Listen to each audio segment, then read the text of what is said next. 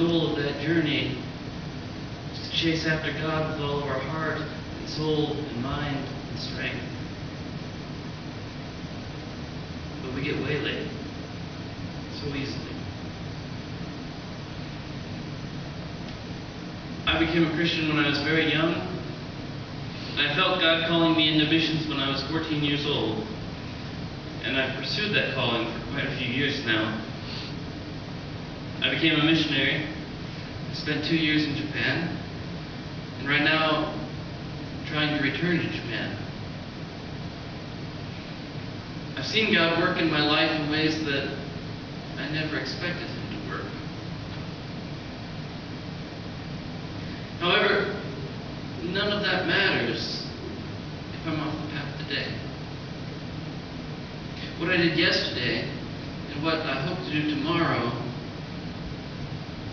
isn't the same as keeping my eyes focused on Jesus right now.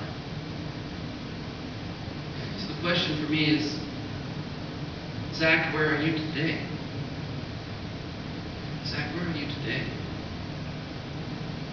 There are many times that I need to hear this voice calling, return to me, return to me, come back, come back. Because I try to do things on my own. I get exhausted, and I try to sort everything out, and it gets more and more of a mess. I try to fix things, and what I really need to do is stop, turn around, and return. I'm not made to do this on my own. Jesus tells a story about a son who takes his inheritance. He runs away from home. He wastes all his money. And he winds up living with pigs. You probably know that story, right? Why do so many of us wait until we're living with pigs to figure out where we are? The son could have turned around when he noticed in his heart that he started loving his father's money more than his father. He could have stopped and realized that greed was taking over. The son could have turned around partway down the road before he was even out of sight of the house and realized how stupid he was being and gone back to the father.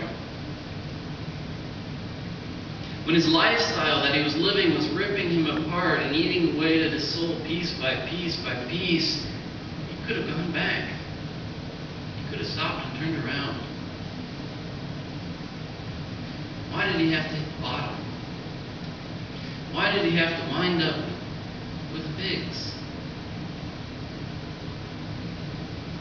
His father would have taken him back at any point. At any point in that process. And isn't that the great mystery? God will take us back at any point. God's so loving and so humble that when we spit in His face, He opens His arms to us and says, return to me.